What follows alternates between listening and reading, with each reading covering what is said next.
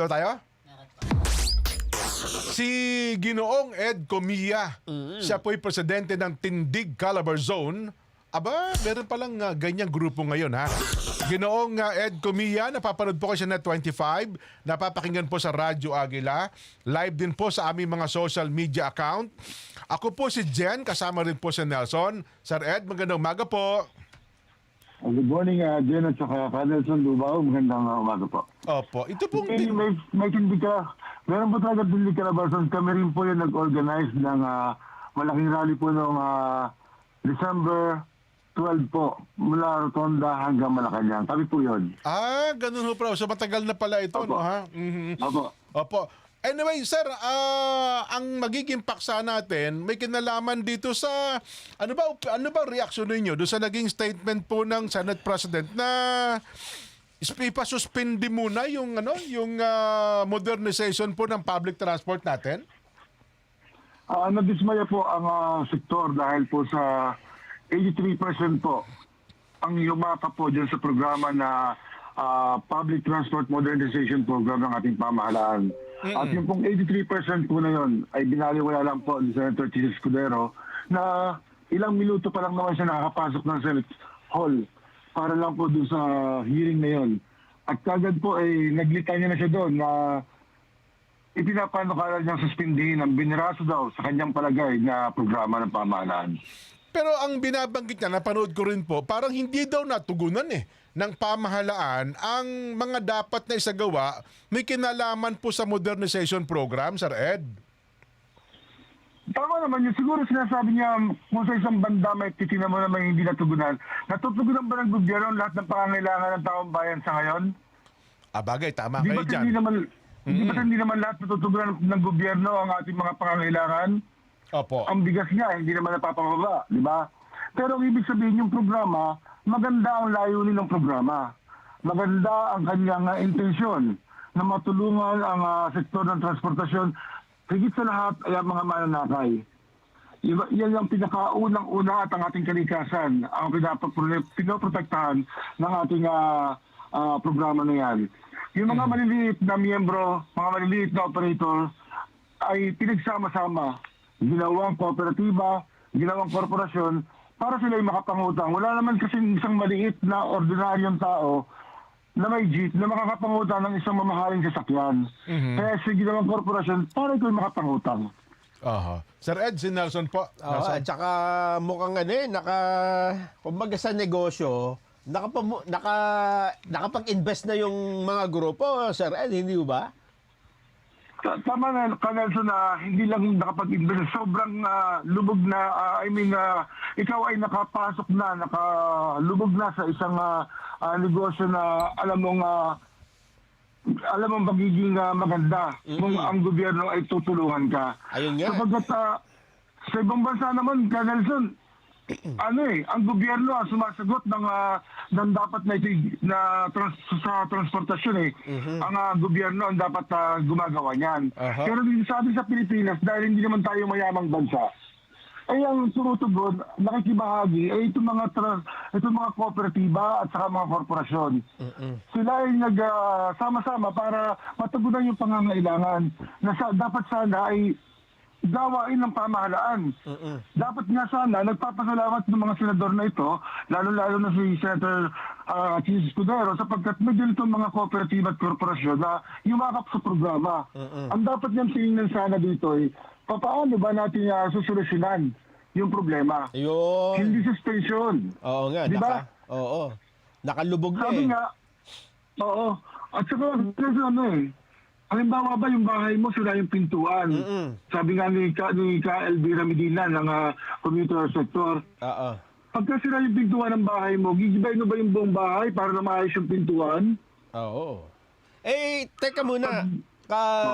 Ed, anong sa tingin ninyo, dahil nagsalita ang isang Senate, hindi naman kung sino-sino ito di ba? Senate President hindi naman ito si Manibela Balbuena Ito'y Senate President. Ano kayang epekto nito dito sa kanyang statement sa mga nasa ganyang sektor, ka-Ed? Malaki po yung impact na salita ng Presidente ng Senate President. Sapagkat akala ng mga tao ay ng mga sektor sapagkat hindi pa nga maayos ang sektor. Talagang inaayos pa. At hindi pa lahat 83% pa rin nakapag-consolidate. At kasaband kasi yung programa niya ng gobyerno na ito. Kaya lagi lang, ano ba, tutuloy ba tayo o hindi? Paano yung utang natin, mga ganyan? Nawawalan ng direksyon yung mga hindi naman mayayaman na mga nasa transport sector. Ano ba itong pamahalaan ito?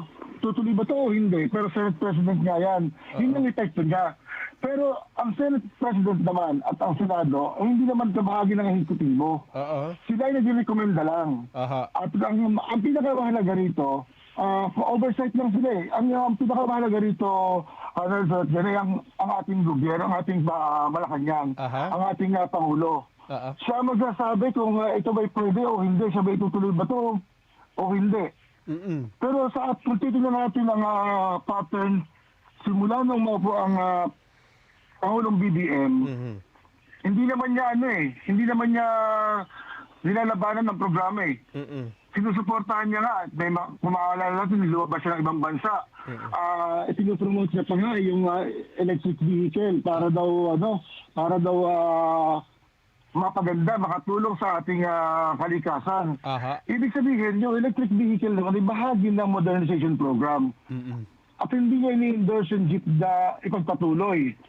Ibig sabihin po, ang ating Pangulo ay nandoon sa pagpapatuloy ng programa. Kaya nga lang, dahil sa mga ingay na ganyan, kinakailangan din po namin ipaalala ulit sa Pangulo, baka makalimutan na 83% po ang yumakap doon sa programa ng ating pamahalaan. Karamihan po niya, naglilingkuran po niya yung ating mga mahihirap. Kabahagi po noon 31 million na bumoto sa kanya. Huwag pong kalilimutan ang ating Pangulo yan. Ayun. So ano ang panawagan po ninyo sa una siguro sa mga kapwa nyo nandito sa sektor na ito? Dahil nga dyan, di ba, yung ang isang desisyon dyan na kapag parang dili-dali, no? Yung Totoo. iatras, itutuloy, Magkakaroon ng ano yan, ha? ang hirap intindihin nun. Magkakaroon ng negative impact yan sa ibang, sa international. At saka sa negosyo dyan, Oo. hindi maganda. Totoo. O sa isang negosyante, halimbawa, ikaw ang namumuno sa isang negosyo, ganun ka magdesisyon, yung hindi mo maintindihan kung anong gagawin ng mga tao, tutuloy ba o hindi, malaki epekto. Ano panawagan po ninyo, Kuya Ed?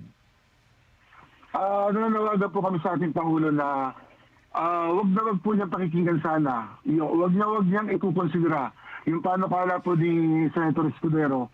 Sapagkat para bang itong si Senator Escudero, parang hindi kakampi ng Pangulo, ikakaupo lang niya sa pwesto. Diba parang hindi niya iniisip na mas malaki yung magiging gulo, mas malaki yung magiging epekto. Kumbaga, inilalagay niya sa chaotic situation yung ating sektor ng transportasyon, ang kalagayan ng mga mananakay, ang kalagayan ng mga namumulan, ang kalagayan ng ekonomiya, kalagayan ng mga bangko nagpautang, kalagayan ng mga negosyante nag-invest din sa puhunan, at kalagayan po ng mga kooperatiba. Sana po ay huwag yan pabayaan ng ating Pangulo. Suportahan po niya patuloy ang transport program ng ating pamahalaan. May mga programa po ba kayong gagawin para may parating yung paninindigan nyo kay Senate President Cheese? Kagaya po noong December 12, kami po ay nasa 2,000 lumabas noon. Ngayon po ay baka hindi lang po doble o triple lalabas dahil lahat po ay nagagalit na. Ito yung mga yumakap naman sa programa, ito yung mga tahimik na tao lang, tahimik na grupo. Laging sumusunod sa ating pamahalaan. Pero kaya po kami lalabas, para lang po paalala sa Pangulo, sa August 5 po yan, mula Welcome Rotonda, Malacanang. Pero ito po ay magiging matahimik lang. At itapaunawa po ulit namin. Kasi nakuha naman po namin yun noong December 12. Nung kami lumabas noon, ilang minuto at wala pang 30 minuto, naglabas ang ating Pangulo ng kanyang statement na tatapusin na niya ang consolidation. Hindi niya i-extend yung consolidation. Pumapabor siya sa programa ng pamahalaan na modernization program. Ayun. So babalik lang po ulit kami sa kalsada para ipaalala sa Pangulo. At kung talaga pong ito ay hindi na makakikinggan, ay hindi na po magiging maganda ang sitwasyon. Baka po kami makisali na rin sa ginagawa ng iba na mag-transport holiday na rin. Pero hindi po yun ang aming layunin. Sana po ipakinggan ng pamahalaan ang kaayusan. Kayo ba, Sir Ed, saan ang ano nyo, linya nyo? Ang linya nyo ba, modernize na rin yung jeep ninyo? Kami po ay merong 135 modern vehicle. Saan po ang biyahe?